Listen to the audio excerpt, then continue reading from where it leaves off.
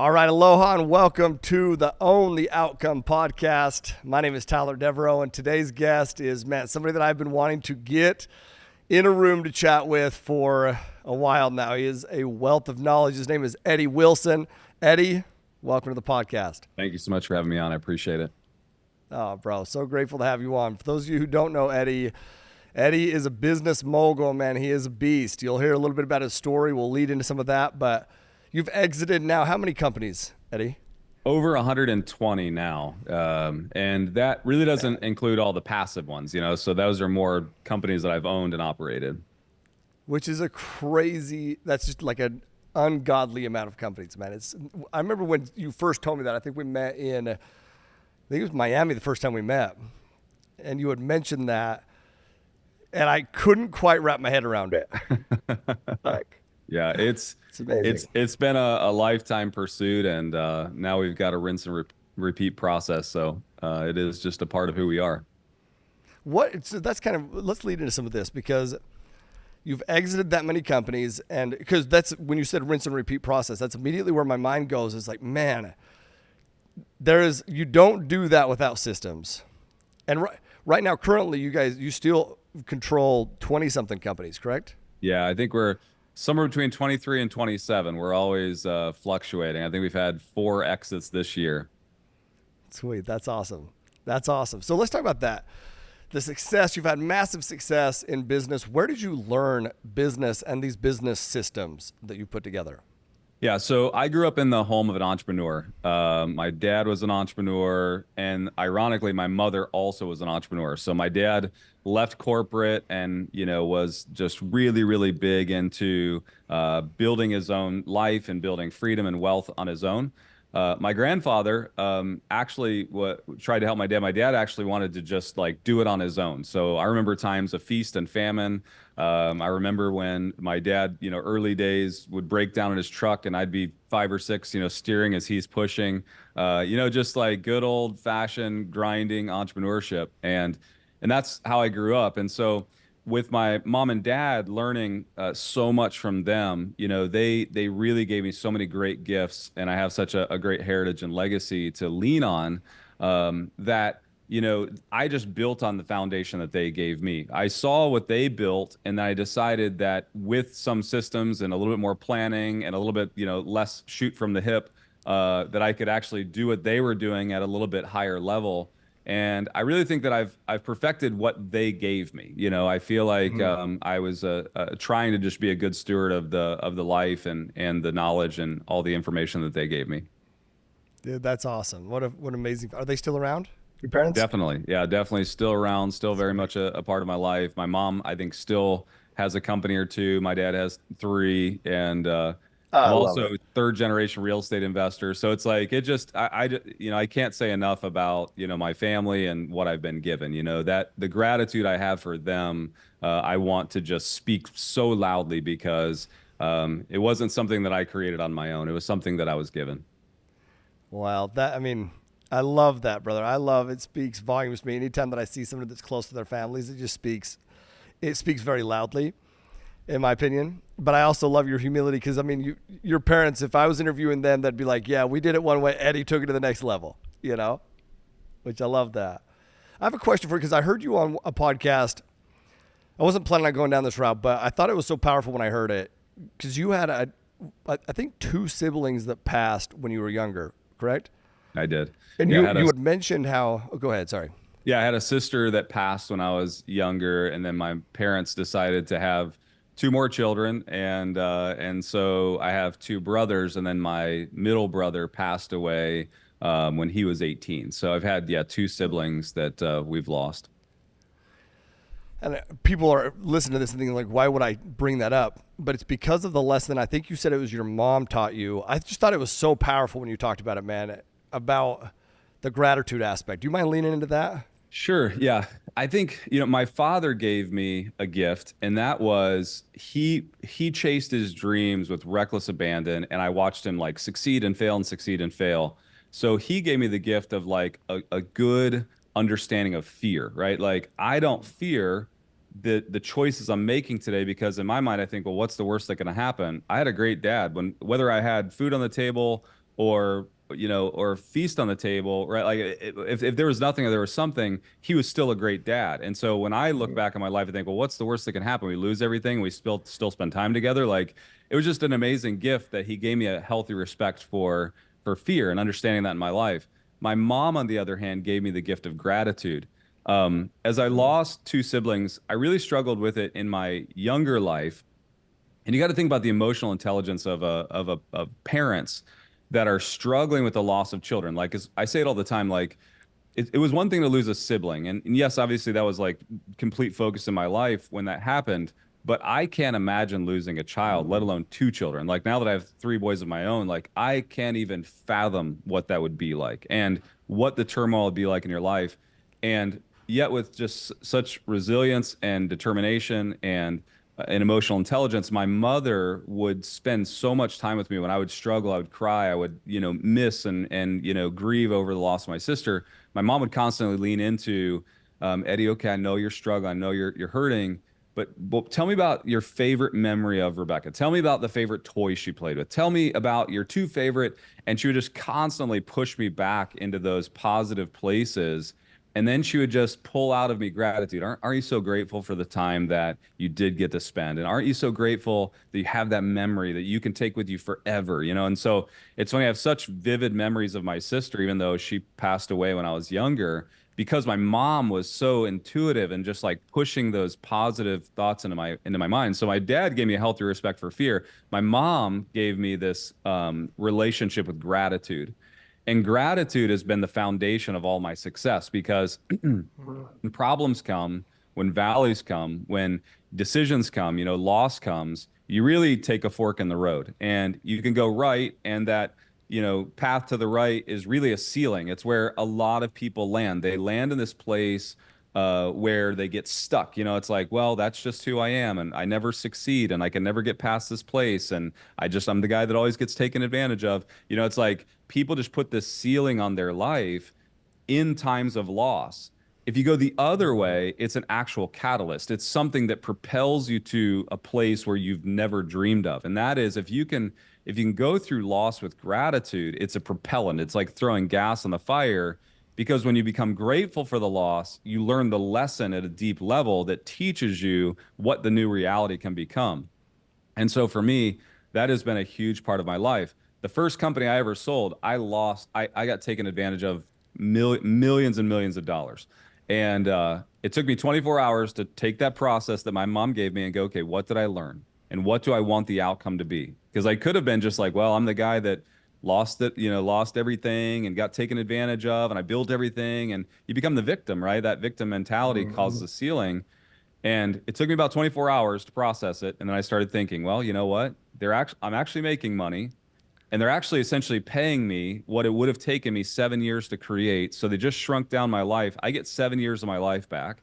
And then and they're playing a game at a different level that I've never seen before. So maybe I could latch into that and learn this game that they're playing this at an institutional level that I've never been exposed to.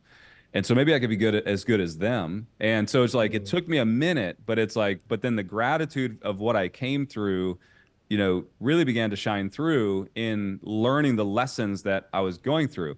And I owe that 100% to my mother. Dude, there is so much to unpack from what you just said right there. Like what? So powerful with your dad and the lessons that you learned there. So powerful with your mom and gratitude. And I agree with you. Gratitude is the life hack. And I love how you said it's either a catalyst or a ceiling. I've never heard anybody say it like that. And it's just your perspective of this ceiling. And man, in different avenues of my life, I find myself definitely in this ceiling mentality. And then the other avenues of my life that it's like it's a catalyst no matter what it is. It's like it's this because you have to, right? Excuse me.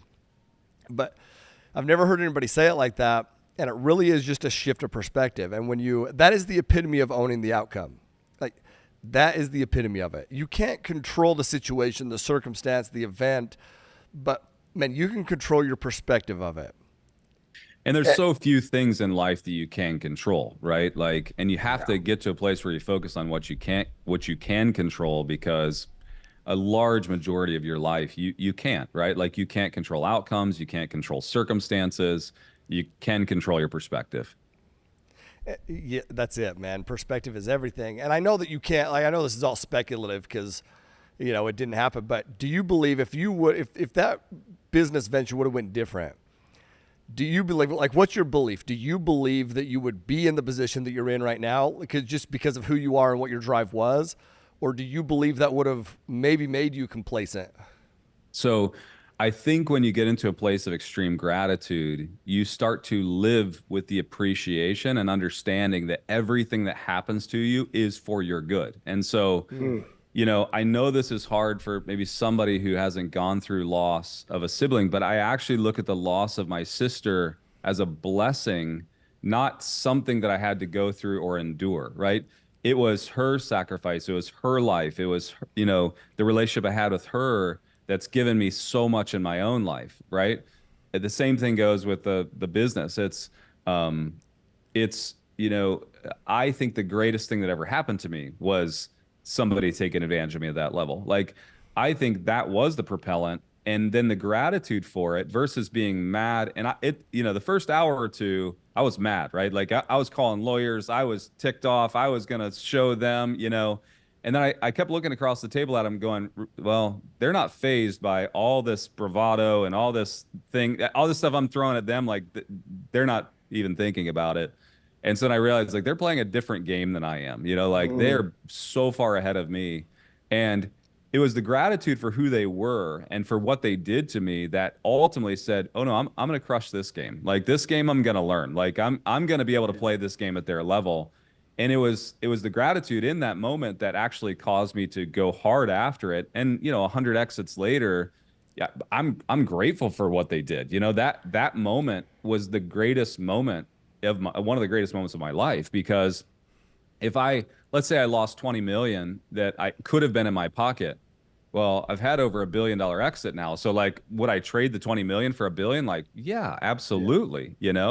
And Yeah. I have a large nonprofit, and I had a deal go bad in the nonprofit where I had somebody actually take advantage of me. Like we had a building that was co-signed and given, and then and the way that we kind of had it structured, the person intentionally took the building off of me, right? Like, and it was the nonprofit's building, wasn't it? And I had put a ton of cash into this building.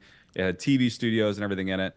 And they took it and then basically sold it for their profit because the way this whole thing was structured. And it was like, you're literally our nonprofit's about feeding orphans. And, like and I was driving by the building and my dad, this building was in Georgia. My father, we're driving by and he said, and it's like, it's just a part of our family culture. He said, well, I guess something pretty amazing is going to come out of this, right? And I said, and it took me a second. I was like, yeah, probably. We literally increased our donations that year, $1.2 million dollars. And I think it's because we left that building and all the focus and we had to go get out of our comfort zone. And when you live in that space of gratitude, it's a true catalyst and you can't quantify it. Like, but you can always look back, like in retrospect, going, oh man, I would much rather have the $20 million loss and the $1 billion sale. I'd much rather have the building taken away and have 1.2 million in additional, revenue come into the nonprofit. Because how many more people do we get to serve? It's a true catalyst. That's so good. Man, it's a disruptor, right? It's just a disruptor. That's why I actually believe reflection of what is one of God's greatest gifts because when you're able to reflect back, I remember starting the multifamily mindset and all of a sudden I'm having to tell my story. People are asking me about my story. And so I'm having to really reflect back deeply and think about all these things. And I just remember crying with like literally so much gratitude for all these struggles that I used to look at as a detriment and realizing, oh my gosh, those are my greatest blessings of my life. And I believe that if I believe everyone should do that. I believe everyone should really take the time to reflect. Yeah. I love that. I love that it's God's greatest gift. I mean, you think about like the purest form of a gift from God, and that is a child being born. And you look at the mother, and the mother who goes through 9 months of strife and turmoil, and then that moment of giving birth is like one of the most traumatic things ever. And then, Yeah. 2 months later, they're like, hey, we should do this again. Like it's just like, because you look at the gift, the child, right? Like that God's gift to you. And it's like the gift is so much greater than the turmoil or the problems that you find Mm. gratitude for the actual struggle, and you want to go do it again because you love the gift so much, and I find myself like sometimes searching for the next hard thing, because the next hard thing is actually always the catalyst to the next best thing, so I know that it's little sadomasochistic to always like be looking for the struggle, but it's like I think if you're looking for the struggle in your life and you can actually find it's a disruptor, it's a catalyst, it's something that it is a life hack. And if you can find that gratitude, it's just propellant. Yes, that's it. And it is. It's a little bit like, do I really want to go look for this thing? Do I really want to do that? But you're gonna have them. I mean, the reality is struggles, problems, they're gonna be there. It's all how do you react from those. So, your different companies. What different industries are your companies in? So we do a lot in the live event space, but the reason we do live events is because we love building community. Because my primary thesis on the last private equity firm that had all the exits in 2019 was is if you build community and you understand the data on that community, so do some data science, you can actually serve that community through products and services. And so the biggest exit I've ever had was an insurance company. And the byproduct of that was I built a community called Think Realty, which is a real estate media platform that had 1 million real estate investors touching it. And then I learned like, oh, they're having issues with insuring residential investment properties. So then, we essentially tied those pieces together. So we are in the event Mm. space, but not because we love the event space. We're in the event space because it's a catalyst. It's a contractant to build the communities we want. So we have companies like FitCon and Aspire and things like that, but then we build products and services to serve that community. So then we're in the financial services space. We're heavy into real estate. We also are doing some tech and some fintech, things like that. And then we've got some outliers, like I own a big coffee company out of Atlanta where we roast coffee and have retail shops. And then with our recent acquisition and merger with Dan Fleischman, we went deeper into coffee. Now we have the cards and coffee shops that he had with Gary Vee and Steve Aoki. And then we've gotten into acai bowl chain stores called Everbowl. So we've gotten a little bit more into food and functional beverage and stuff like that. So really we're kind of in this space of like looking at what our community wants and needs, and then either buying companies or creating companies to specifically serve them. Yeah, that's like a whole array of different companies, which shows me that. And by the way, Aspire, I'm coming to my first Aspire event next week, and I'm so pumped about it. I've been watching you guys grow that thing, and it's awesome to hear the back end of it, like the bigger vision of it, right? Which is the community. And that's another thing that I've heard. Your community is powerful. And then I think that the opportunity that I want people to catch when they hear this is when you build a community, the different avenues and lanes that can come from that. It's because you know your niche, you know your people, which helps you build deeper relationships and be able to provide deeper value, which if you build relationships and value, profit is a byproduct of that. Always. Right. Yeah.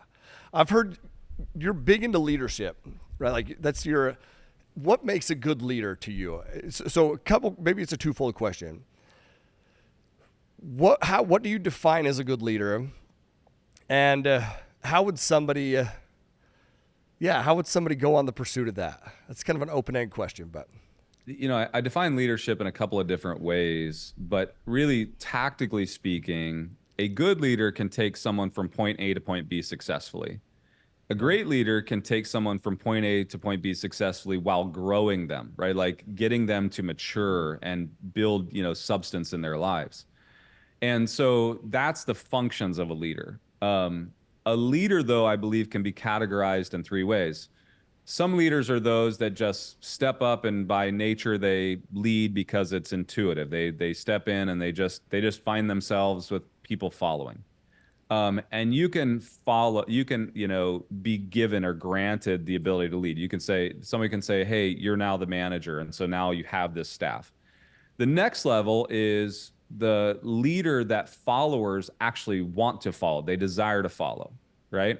Then the third level of leadership is what I call the leader of leaders. And that is, then there's this whole additional level of like when you're leading and all the leaders actually look to you and say, "Ooh, I want some of that in my life." And so there's lots to unpack there. I wrote a book called The Titan Doctrine, which is all about my 8 principles of leadership. It's all historical figures. And I think there are 8 components to leadership. But I think that you first have to identify on a roadmap, like, where am I and where do I want to go, right? Like, do I just want to move people from point A to point B? Or do I want to move people from point A to point B and grow them along the path? If you grow them along the path, what I then believe is then you take yourself from, let's say, that first tier of leadership, from I've been given the opportunity to lead, to now followers want to follow, right? Like, because followers want to follow. There are some people that just are innately, they're just not going to lead. They don't want to lead. They want to follow, but they also want to choose who they follow. And if you'll help people grow on the path, then followers will follow. I think that there's something, then the next step to become a leader of leaders, I think the place that you have to transcend is, I think that that is about true authenticity, and it's about being okay with others' successes, right? Like I tell my leaders here in the company, we got probably 100 employees here in this building, and the leaders I talk to all the time, and I say to them, a leader that wants to lead other leaders has to be okay with cheering someone on that's better than you. You have to be okay with getting excited when someone outdoes you. And for somebody who wants to be the ultimate competitor, that drives me crazy. But the thing is like, I realized that I can run one company that way, but I've ran, my largest grouping of companies. I ran 87 companies concurrently, which means that all of them had a CEO. So in doing that, I had to learn the lesson of, I have to actually be okay with cheering them on and them outdoing me at every level. And that's a difficult thing, because most leaders believe that it's the competitive nature that gives them the advantage. What I find is, if you actually want to lead leaders, you have to be willing to set aside all ego. You have to be willing to cheer on someone else that's going to outdo you. And when they outdo you, you actually have to be authentically pleased and happy that they did. That's really, really tough, I read a book recently called Ego is the Enemy by Holiday. And it's become one of my favorite books, because everything I want in life is on the other side of getting rid of my ego at every single level. Like, you can't own multiple large companies unless ego begins to be pulled out, right? Like, ego is the ultimate enemy to anyone that wants to build, grow, and scale. God, that's so good, man. I have a couple follow up questions with that. First off, everything is on the other side of ego. Okay, so a couple follow up questions. I'm going to go with phase 2 first, where at a 60,000 foot level, where it's leaders who can get people from A to B, but grow them along the path. What does that look like, or how do you do that? I guess at a 60,000 foot level, yeah. Yeah. The number one, the way that you do that first is by establishing culture of honesty. If there is no honesty, you cannot grow people, because when there's dishonesty or a lack of truth, the next decision is always the wrong decision, right? Like, when I work with businesses or entrepreneurs, and they say, well, I don't want to look at my bank account because I really don't want to know what's in there. Well, that means that the next choice you make is actually the wrong choice, because you're being dishonest with yourself about what you really have. When business owners won't look at their debt, right? They won't have a good relationship with their debt. But with your followers, you have to establish a rapport and a community of honesty, right? A culture of honesty. Culture is one of those words that I kind of hate because it's so overused. So I would say the way that I define culture is about an established set of behaviors, right? And so it's really your behaviors that are honest. So that starts with the leader actually having really hard conversations with himself or herself and the people that are following. We need to, and I always say that there's a phrase that every leader needs to learn as they're growing their people, and that is, may I have your permission to be honest with you? The moment that they give you permission, then it releases that tension, and then you can step into, let me tell you where you have some opportunities to grow. Yesterday I had my chief of staff walk in and say, Eddie, I feel like I'm missing pieces in this area. Would you be willing to give me some honest feedback on how I can grow in that area? To me, Mm, that was a huge moment, not for just me, but for her, because what she was saying is like, I desire to grow. And not only do I need her to grow, I need all of her followers to grow. And that culture of honesty is so vitally important because if we never get to truth, then we never make a right choice.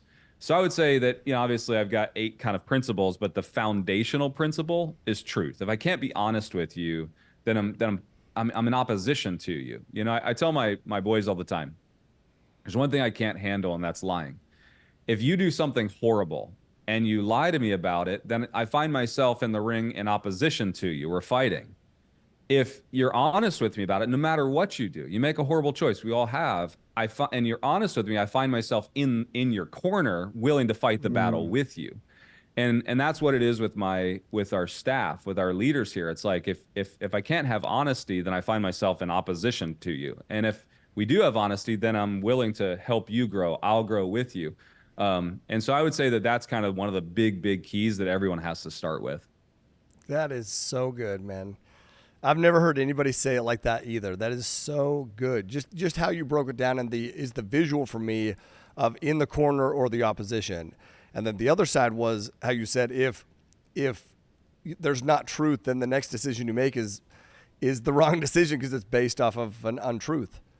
You know, man, thank you. That's like literally I took so much from that. I literally as you're going through it, I'm a big note taker. And so as you're going through it, I'm like, shit, I want to take notes right now. Good thing I'll have the recording. I'll go re-listen. But damn. Okay, so now that the next step, which is the leader who leads leaders. What does that look like? How do you get there? And I'm gonna drill in on one part of it because I'm ultra competitive, and it sounds like I know you're ultra competitive as well. So where's that? Where do you find yourself checking that of making sure that you don't lose your edge, but that you I guess what does that look like? It's a fine line. And that's a fine line that I find myself on the verge of, messing up every day.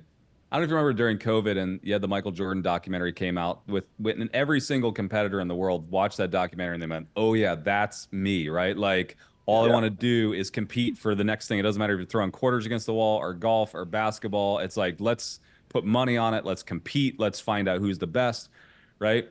And it dawned on me that that is me in half of my life, right? Half of my life is willing to throw away every relationship for the next win. Like screw everybody. I got to win this. And then I found but then there was this dichotomy because I just sold 76 of the 86 companies I had, and I had all this success. And I realized that, the dichotomy I learned in that documentary was that Jordan was the ultimate greatest competitor of all time, right? Like arguably I don't even think you could say arguably, he's the best basketball player of all time, right? And but he wasn't the greatest leader. And he's proven that when he bought the Charlotte Hornets, and the Charlotte Hornets have sucked ever since he bought them, right? He ended up selling them. And he's a good businessman. He made a bunch of money on the Hornets. He's got the greatest shoe brand of all time, but he kind of sucks as a leader. And the thing is sometimes, and that's where I think ego has such a play in it, is I think that we need to be willing to compete at the highest level without allowing our ego to get in the way. Ego, and this is kind of my definition. This isn't Holiday's definition, or ego to me is this belief in myself that's in unproven areas. Because if I step Mm, into proven areas, it's actually confidence, right? Like you asked me to go underwrite a multifamily, you're into multifamily. I've got 4,000 doors. I can underwrite multifamily in my sleep. So I would sometimes be perceived as maybe I have ego. Like I know if this is a good deal. I know if this is a bad deal, but it comes from a place of confidence because I've just done it hundreds and hundreds and hundreds, maybe thousands of times. Ego shows up when I say, oh, I've never done this before, but I'm good at these other 10 things. And so therefore I'm going to crush it in this one. I'm going to crush you. mm, And so I think it's an unhealthy belief in our own selves or our own, abilities. So when I get to my leaders, you know, if you're if you're a beta and you you don't have that competitive edge, you're not ever going to lead those strong horses, right? Like the alphas, right? Like you're not going to be able to lead them. So you have to have the alpha mentality. Like you have to have that. But I think where the relationship comes in is, but you also have to be willing to say to yourself in certain instances in front of them, oh, actually, I'm not really very good at that. I have very little, experience there. And also, when they are good at something that you're not good at, you have to be willing to allow them to teach you. Relationships and leadership from a leader to leader perspective is symbiotic. They are give and they are take. And so what I have to do is I have to lead them, but I also have to be willing to receive from them. When I'm leading followers, I don't necessarily have to have that give and take. I can say, hey, let's go take that hill. Are we all together? And I'll help you become better, stronger, bigger, greater. And they all go, right? When you're leading leaders, you have to say, hey, I think this is the strategy because I've experienced this. Do you have any feedback for me? Yeah, and being willing to be open and ego gets removed. Then when you're doing that, they'll allow you to stay ahead. You know, the greatest leaders to me are the ones that are always ahead of me, but allow me to interact with them in kind of this, co-relationship. And I have to do the same. And when I allow them to interact with me, to help me make decisions, to help me see other sides, help me see strategy, they'll push me to leadership. They'll say, no, you stay in front. And so I have to allow those alpha dominant leaders to have a space to be who they are. That takes a lot of confidence, and it's about getting rid of ego. That's how I think you lead leaders. Bro, this is a masterclass right now. Like, I have been in leadership my whole life, and I'm like literally in my whole life. Like, in the beginning processes in sports, it was like phase one, like you talked about, like it's just inherent. But it is a journey, man, and it is a battle, and I'm always wanting to unlock new levels. And I did not, man, I had expectations, and I was very excited to chat with you today about a number of different things. But this topic right here is something that literally I can go apply right now, and it will massively impact my life and my businesses. Because where you said ego is, because this is where my balance is, where you said ego is, being confident in something that you don't have, experience in or track record in. But if you have the track record, like the underwriting, the multifamily deals, that's actual confidence. And that balance is huge, but that distinction is massive for me. And then the other, yeah, go ahead.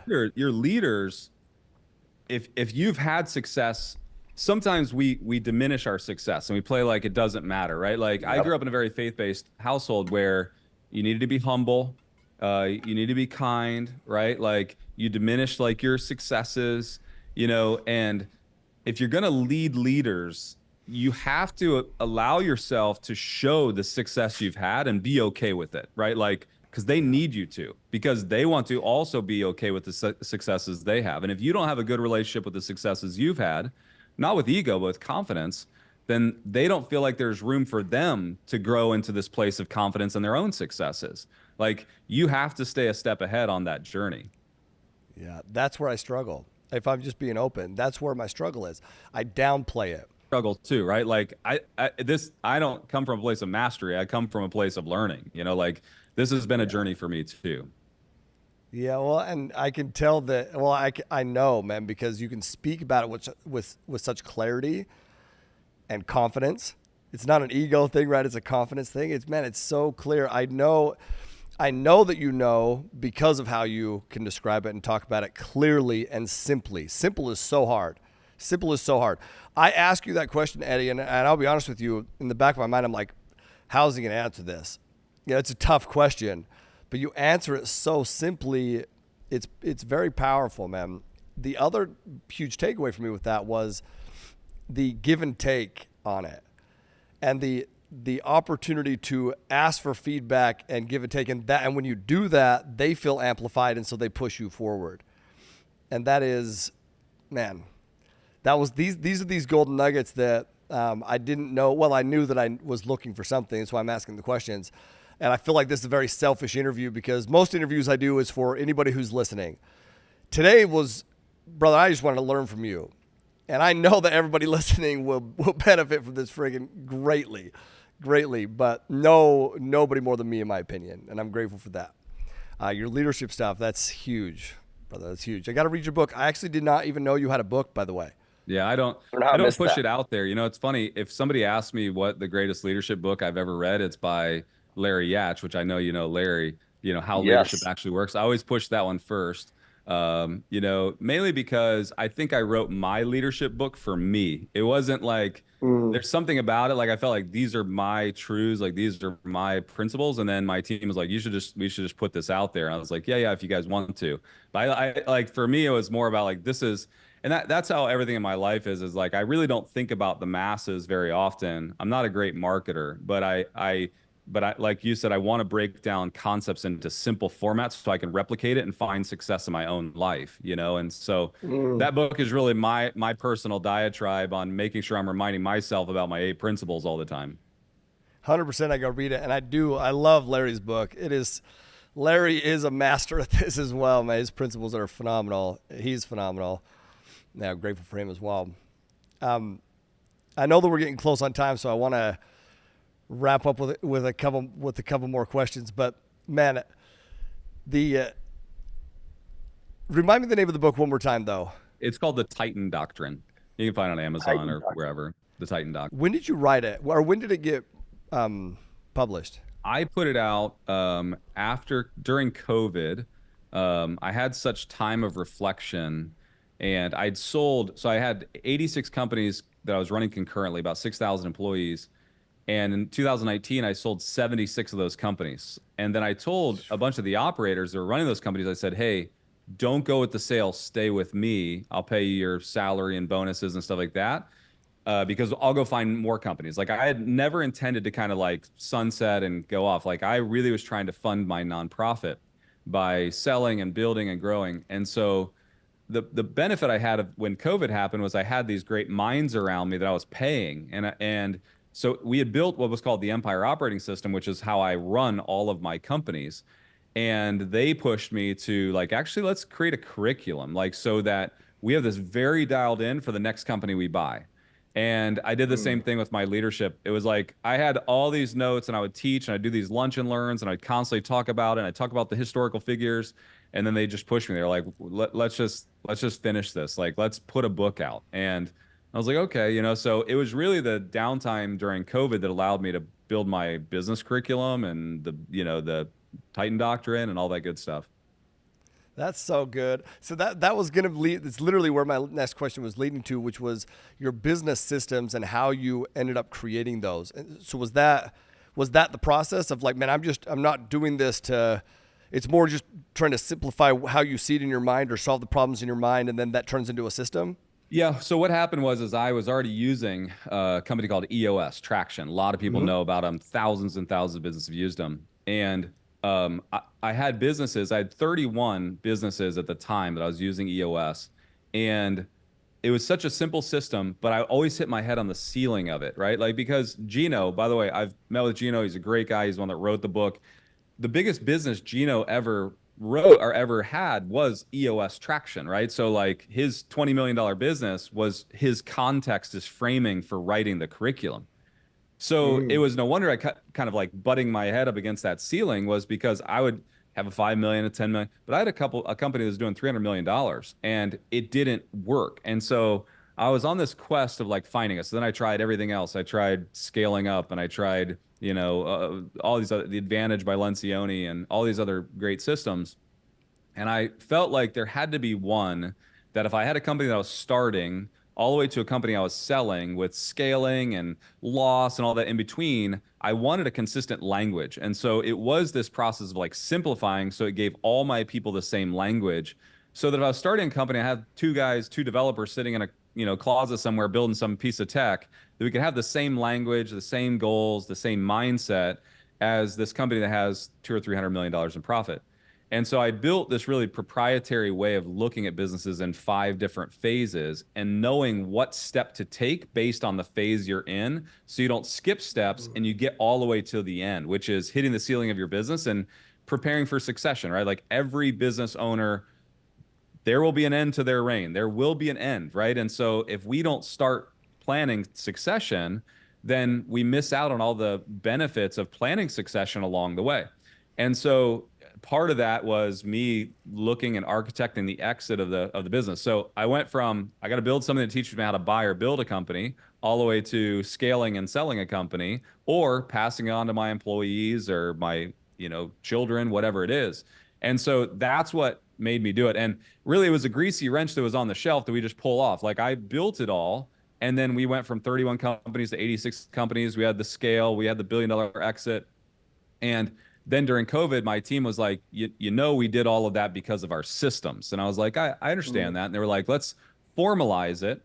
And then the crazy part was I had invested in a small consulting firm because I wanted deal flow. I thought, well, who else is going to know about companies that are struggling, need some capital or opportunity? I can maybe find some equity deals in there. And they were struggling with a couple of bigger clients. And I said, can I come in and just help? And I would constantly talk about my empire system, my empire system. And then the guy that owned the consulting company, we walked out one day and he said, is there such thing as an empire? I was like, well, yeah, but like only my leaders know about it. It's my systems, it's my dashboards. And he was like, you got to stop talking about it unless you build a system because he was like, you're literally telling them that there's something out there that can solve their problem and we can't give to them. And so when we built it, I really thought, I'm going to write this all down. I'm going to go build a bunch more companies and I'm going to give this book to my kids and be like, hey, here's how dad built the empire. And I really didn't think of it as a product.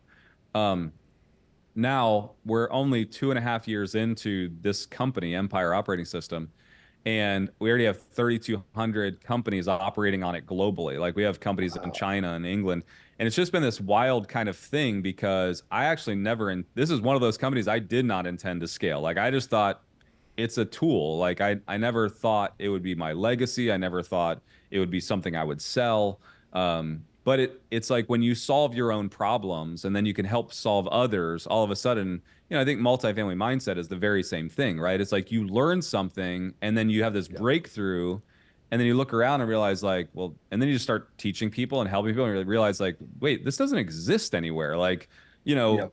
and then people almost pull you into making it a product, So that's a great business. That's a fantastic business. Yeah, because it's what, man. I love that journey of that business. I'm excited to look into that. I'm going to look into that because EOS is awesome. So how does that marry with Larry's? Because Larry essentially has an operating system. Yeah. as Larry well, has kind what's of. called SEAL Team Leaders, which, we've bought off of Larry. I bought Yeah, Larry's company, right? Mainly because I wanted Larry, like I didn't yeah. necessarily care about the consulting firm that he had. I just wanted Larry, I just want to say I had a SEAL on my team, but the, I think that, what Larry does is he often deals with behaviors. So SEAL Team Leaders is about helping the behavior of your company. So it actually works in tandem. When you Yeah, walk into a that's a great business, it point. has one of two problems. It either has people problems, which are typically the leaders, or it has systems and process problems. Larry solves the people issues, right? Because he does all this like permission based, things. If you ever get in conflict in a company, you ever have like, like I've had massive conflict with partners. He's built the systems to help me navigate problems with partners. Like Andrew Cordell and I are partners, and we get into fights all the time, right? Larry's a great person to try to help us navigate those, pathways. Where Empire comes in, it's more systems, right? So it's like, what KPIs do you measure? When do you measure them? Are you measuring the right KPIs? Do you have dashboards and data that tell you if you're successful? Do you have enough data so that you're creating iterations? I think that businesses succeed not because they're 100% better than their competition. I believe they succeed because they're 10% better every single week in a consistent fashion. Well, the only way you do that is through data and systems. So Empire is more the systematic side, and it has a software component, but I don't actually push the software component because I think it's the model itself that can fit into Asana, Monday, ClickUp. It doesn't matter to me because it's more of like a way of doing business based on those systems, process mapping, so on and so forth. So there's a little overlap with what Larry does, but in the end, it's a great mesh because oftentimes when we go in for Empire, we'll say, hey, we see your systems and process issues, but step one, we got to solve the people issues because if you don't have the right people in the right seats interacting the right way, I can put the greatest systems in your business in place. and they're still going to fail, right? Like, Yeah. because oftentimes the people component is a much bigger issue. So there have been times where we've said, no, we don't need to put Empire in. You need SEAL team, and we'll push SEAL team to that. And then we'll say, kind of once you graduate there, we're happy to jump in, and all of our guys will help come in and build the systems and processes to make sure you're getting the most efficiency and productivity out of your business. Bro, that's a big unlock for me too, because that opens my eyes to how those two marry, and it opens my eyes as to I haven't seen it as a distinct thing, but you nailed it. I work with SEAL teams, and I work with Nick, and I love Nick. He's just a wealth of knowledge. But it is, and he helps a ton on the behavior side, the people side, and then the system side is like, man, yeah, that's why I see the marry. I think that's awesome. Yeah. So And so what's sweet. funny is in my this business I'm in right now, Collective Influence, which is our private equity firm, we have so many companies in startup, and the firm itself is start. We're less than a year old, and I haven't even really got to put a lot of the Empire stuff in this business yet. It's driving me crazy because I've really been using Larry and others to help me with my people issues first, right? Like that's 101. Like if you can't Yeah. solve the people components, right? Like the behavior components, then the systems just don't work. So it's like we're just kind of like cresting the hill right now where I've got a guy going in and putting everything in dashboards and all the data is kind of coming to life. And so, building a business while it is science is also messy because you have the emotional Yeah. human component too. So messy. You know what? God bless you for saying that, because once again, you look at somebody, you're very calculated and you're very super sharp, man. You're light years ahead in business. That's why I love learning from you and talking to you. But then it's this also a reminder for me of like, but it's messy at every level. Like, dude, if you're growing, it's messy, and that is okay. It's the trajectory, not the current state. And yes, and I a lot of times like I'll still go out and consult periodically. Like I don't have the time to do it, but I'm always like checking in on our product to make sure our guys are doing it right. And I was out in California on a big cattle farm a couple weeks ago, helping I just jumped in. I was like, hey, I'm gonna go out there with one of our coaches and just help make sure that we're still doing Empire right. And I get out there, and the first thing I said to them is they were kind of bickering, complaining, and I go, hey guys, here's the deal. Like where you are is amazing, and you have permission for the fact that this is messy and it doesn't work, right? Like in every phase of business, it's always messy. And every time you take the next step of growth, it creates more messes, right? And Yeah. the thing is it like you just said, and you said it perfectly, it's not about your current state, it's about trajectory, it's about where you're going. And if you can stay focused on that, then the messes just become a part of the growth process. And Yeah. messes are just a part of it. When you have people, I wish that I had a machine outside my building that zapped everybody's like emotions out of them. They walked in, they came in with robots, they just did everything they're supposed to do. It's like, but it's just not that way. They bring in the baggage, they bring in their family issues, they bring in their Yep. Yep. frustrations, their joys, their pursuits. It's like that makes business messy. Yeah, and you know what? That's People are people and people are beautiful, but you're so right. It's like maybe one day in the future we'll have all robots, but for right now, let's enjoy the people. That's it.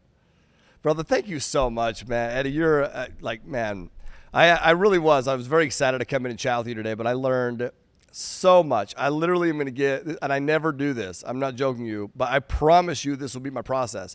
I'm going to get the recording immediately today from Strat, and I will re-listen to it again this weekend and pull my actionables away, because brother, it's just so powerful for me to see the different perspectives, and it's no secret or surprise, I guess, as to why you are where you are, and your leadership aspect and your systems are a big aspect of that. Yeah, no, thank you, man. Appreciate you.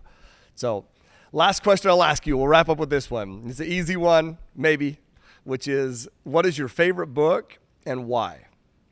My favorite book, I try to read a lot. And I believe my favorite book of all time is the Bible because really the Ooh. principles of the Bible are timeless. And so that was kind of the Sunday school answer. So I'll say that, but I'm also super infatuated with a book called The Hard Thing About Hard Things by Horowitz. It's a fantastic book. It's like one of my top three that I make all of my executives read. I've read it, I don't know, so many times. And then one more, because I can't ever just do, one. would be Winning by Tim Grover. Like there's just Mm. that tenacious desire to win, but having a good relationship with it is really important. So sorry, I gave you three.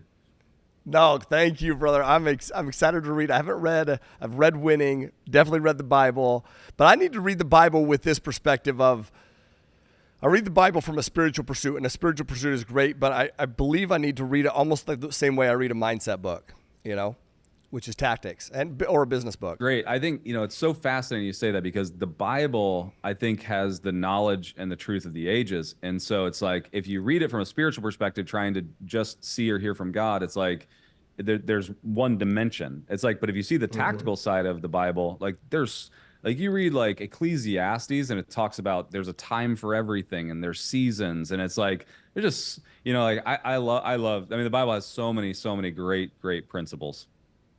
Yeah, I agree. Man, I love it. And I'm putting it on my list to go reread, but within that perspective. So thank you so much once again, man. All y'all out there, if you don't already follow Eddie, go follow Eddie.